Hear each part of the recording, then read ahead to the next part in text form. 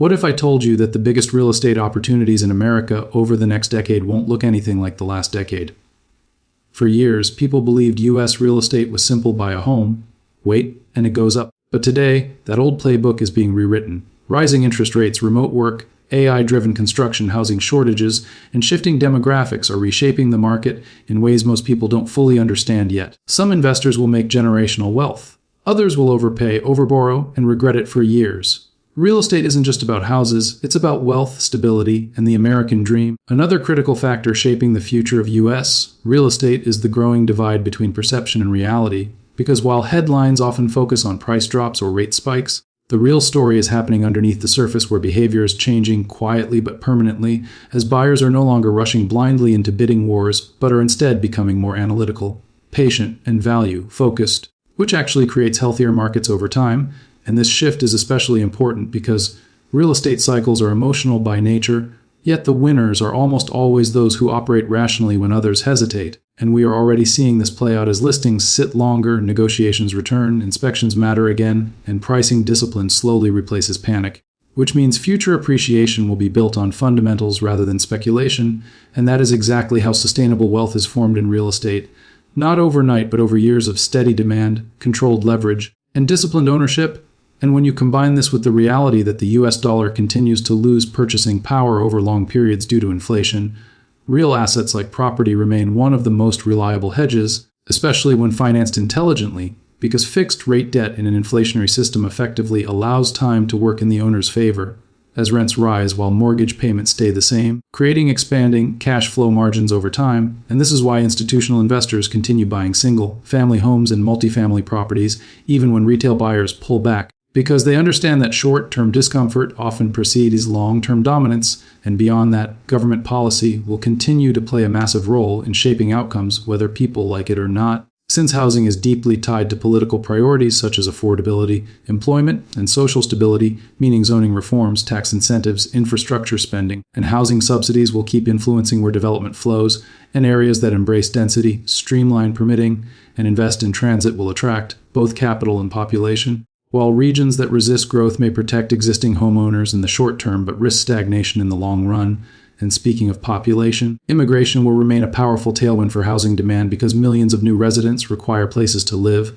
rent, and eventually buy, which reinforces long-term demand even during economic slowdowns. And this demographic reality is often underestimated in mainstream discussions, yet it is one of the strongest arguments against the idea of a nationwide housing collapse. Because demand does not disappear, it shifts. And when supply is constrained, even modest demand supports pricing over time. And another subtle but important change is how people define value in a home. As future buyers care less about square footage for its own sake and more about functionality, energy efficiency, proximity to work hubs or transit, and digital connectivity, which means properties that adapt to these preferences will outperform outdated layouts and inefficient designs. And this is where renovation, redevelopment, and adaptive reuse become powerful strategies, turning older housing stock into modern, desirable living spaces without the cost and time required for new construction. And for investors, this represents a major opportunity because forced appreciation through improvement often beats waiting passively for market appreciation, especially in stable but undervalued neighborhoods. And when you layer this with the rise of remote and hybrid work, the definition of a good location becomes more flexible, allowing people to prioritize affordability, lifestyle, and community rather than pure proximity to downtown offices, which is why smaller cities with strong amenities, universities, healthcare systems, and logistics hubs are increasingly competitive. And over time, this decentralization reduces pressure on legacy metros while lifting surrounding regions, creating a more balanced national housing market. And it is also important to understand that fear itself creates opportunity, because during uncertain periods, many people freeze, waiting for clarity that only appears after prices have already moved. And historically, the best real estate decisions are made when the outlook feels uncomfortable, but the numbers still work, meaning positive cash flow, conservative assumptions, and long-holding horizons. And this mindset shift is essential, because the future of real estate will reward discipline more than optimism, preparation more than prediction, and strategy more than emotion. And as the market evolves, education becomes the most valuable asset of all, because those who understand financing, demographics, policy, and local economics can navigate any cycle, whether rates rise or fall, whether prices plateau or climb, and whether headlines scream crisis or opportunity. And this is why real estate will continue to be one of the most powerful wealth-building tools in the United States, not because it is easy, but because it is adaptable, resilient, and deeply embedded in how the economy functions. And as long as people need places to live, work, and build families, housing will remain essential, investable, and relevant for generations to come. And when we look even deeper into how capital is behaving beneath the surface, it becomes clear that the future of U.S. real estate is increasingly being shaped by long-term thinkers rather than short-term speculators, because pension funds, private equity firms, insurance companies, and global investors are not focused on next quarter's headlines, but on decade-long trends like urbanization patterns, infrastructure corridors, energy transition, and labor mobility. And this matters because when institutional capital commits to housing at scale, it creates price floors, professionalizes management, and raises the overall efficiency of the market, even while sparking debate about affordability. And while many individual buyers feel discouraged competing against large players, the reality is that institutions rarely dominate every segment, instead concentrating on standardized properties and predictable cash flow, which leaves plenty of room for individual investors who specialize in niche strategies, local knowledge, renovations, small multifamily properties, and relationships. And this segmentation will only increase in the future, making specialization one of the most valuable skills in real estate, because the days of generic investing are fading, replaced by targeted approaches that match specific market conditions, tenant profiles, and financing structures. And alongside this, climate risk is becoming a more serious factor in pricing and insurance decisions, especially in coastal and disaster-prone regions where rising insurance premiums, stricter building codes, and changing lender requirements are beginning to influence buyer behavior, not by causing sudden crashes, but by slowly shifting demand toward more resilient locations and well-built properties. And this transition will likely be gradual but persistent, rewarding markets that invest in resilience, infrastructure, and sustainability while penalizing those that ignore long-term environmental risks. And yet even here, opportunity exists for informed buyers who understand how to assess risk realistically rather than emotionally, because not all risk is equal, and not all headlines reflect actual probability, and those who can distinguish between manageable risk and structural vulnerability will continue to find value where others hesitate. And another overlooked dynamic shaping the future is the evolving relationship between wages and housing costs, because while affordability remains strained, wage growth in certain sectors such as technology, healthcare, logistics, and skilled trades is reshaping local markets unevenly, meaning some regions experience stronger housing demand despite national slowdowns, which reinforces the idea that real estate is inherently local. And national averages often hide powerful regional trends, and this localization will intensify as people follow job clusters rather than city reputations. And as automation and AI reshape the labor market, cities and regions that successfully retrain workers and attract high-value industries will see sustained housing demand, while others may struggle, creating divergence rather than uniform outcomes. And from an ownership perspective, the future will also bring more emphasis on operational excellence, because owning property will increasingly resemble running a business, where cost control, tenant experience, technology adoption, and regulatory compliance determine success. And landlords who ignore this shift may find margins shrinking even in strong markets, while those who embrace professional management, data-driven decision-making, and proactive maintenance will outperform. And this professionalism is not limited to large players, as even small investors now have access to tools that once required entire teams, from analytics platforms to automated leasing systems, lowering barriers while raising expectations. And culturally, the idea of homeownership itself is evolving, as younger generations value mobility and flexibility alongside stability, which supports long-term rental demand even as ownership remains aspirational. And this balance suggests that rental housing will remain a core pillar of the real estate ecosystem, not as a temporary stopgap, but as a legitimate long-term lifestyle choice for millions,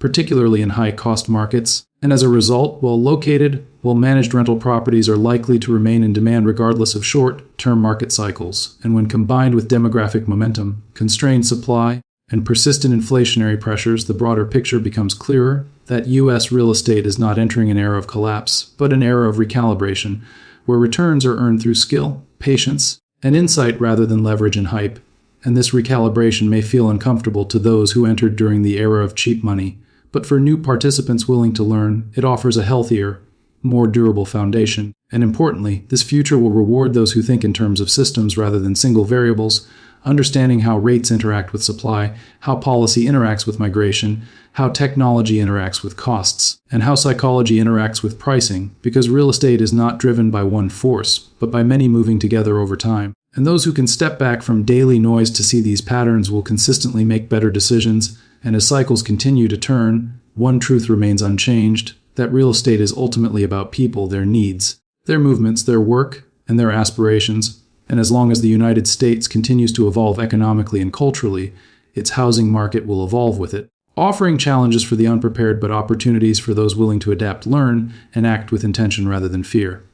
And as this evolution continues, one of the most powerful yet underestimated forces influencing the future of U.S. real estate is psychology, because markets are ultimately reflections of collective belief, confidence, and fear, and when confidence contracts, activity slows, not because fundamentals disappear, but because decision-making pauses, which is exactly why periods of uncertainty often plant the seeds for the next phase of growth. And we are seeing this today as many potential buyers sit on the sidelines waiting for absolute certainty that will never arrive, while quietly, transactions continue in markets where the math works, and this gap between perception and reality creates asymmetric opportunity for those who stay engaged, informed, and disciplined. And another important layer to consider is how credit standards and lending behavior may evolve. As banks become more selective, documentation becomes stricter, and risk is priced more carefully, which on the surface feels restrictive, but in reality contributes to a more stable system by reducing speculative excess and over-leveraging, and this tightening, combined with alternative lending sources such as private credit and non-bank lenders, creates a more diversified financing ecosystem that favors prepared borrowers with strong fundamentals, and over time this leads to fewer forced sales and less systemic risk, which again supports long-term price stability rather than collapse. And beyond financing, the physical nature of housing itself is changing as building materials, design philosophies, and construction techniques evolve, driven by cost pressures, sustainability goals, and consumer preferences, meaning homes of the future may be smaller but smarter, more energy efficient, and more adaptable, and properties that integrate solar, energy storage, efficient insulation, and smart systems will likely command premiums not because they are trendy, but because they lower operating costs and align with regulatory incentives, and this functional value will matter more than cosmetic upgrades in the years ahead,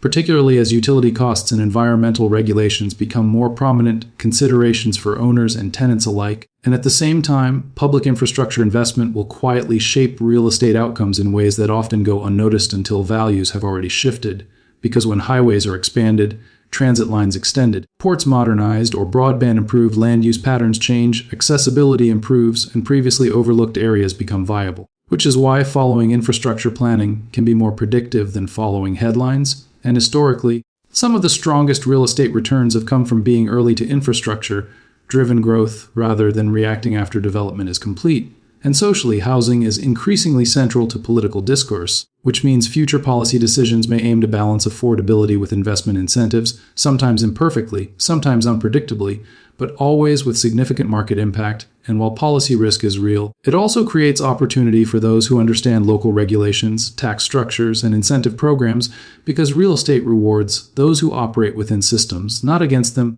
And another trend that deserves attention is the increasing normalization of shared equity models, housing cooperatives, and alternative ownership structures, particularly in high-cost markets where traditional ownership feels out of reach. And while these models may not replace conventional homeownership, they add complexity and optionality to the market, expanding participation and supporting demand in creative ways. And from an investment perspective, this diversification of housing models suggests that the future will not be dominated by one-size-fits-all solutions, but by a mosaic of property types, ownership structures, and financing arrangements, each serving different segments of the population. And for those building long-term strategies, adaptability becomes more important than prediction, because no single forecast will capture all these interacting forces, and the most resilient approach is one grounded in fundamentals, conservative assumptions, and continuous learning, and perhaps most importantly, patience, because real estate is not a sprint, and the temptation to time the market perfectly often leads to missed opportunities, while those who focus on time in the market, quality assets, and sustainable cash flow tend to outperform over decades. And this long-term perspective is especially relevant as the broader economy navigates technological disruption, demographic transition, and shifting global dynamics, all of which influence housing indirectly through employment, income stability, and migration. And even in scenarios of economic slowdown or recession, housing demand does not vanish, it reorganizes, favoring affordability, flexibility, and value, which means prepared owners and investors can weather volatility by aligning with these enduring needs. And ultimately, the future of real estate in the United States will belong to those who view it not as a speculative asset, but as a service providing shelter, stability, and community, because when real estate is approached with that mindset, returns tend to follow naturally, supported by the fundamental truth that housing sits at the intersection of economics, society, and human behavior, and that intersection, while complex, remains one of the most powerful engines of long-term wealth creation in the American economy. The future of real estate in the United States is not about guessing the next headline or trying to time the perfect moment. It is about understanding the forces that move slowly but powerfully beneath the surface, from demographics and supply shortages to financing shifts, technology, policy, and human behavior. And when you step back and connect all these dots, one message becomes clear: real estate is evolving, not collapsing, and the people who will win in the years ahead are not the loudest or the fastest, but the most informed, disciplined, and patient, because opportunity does not disappear during uncertainty. It quietly changes shape, rewarding those who prepare while others wait. And whether you are an investor, a homeowner, or someone still on the sidelines, the choices you make today around education, strategy, and long-term thinking will matter far more than short-term market noise. So instead of asking whether the market will crash or boom, ask yourself whether you are positioning for resilience, adaptability, and value. Because in a country where housing remains essential, supply remains constrained, and people continue to build their lives around places to live and work, real estate will always matter. And those who respect its complexity while committing to continuous learning will not only survive the next cycle, but use it as a foundation for lasting financial strength, stability, and freedom.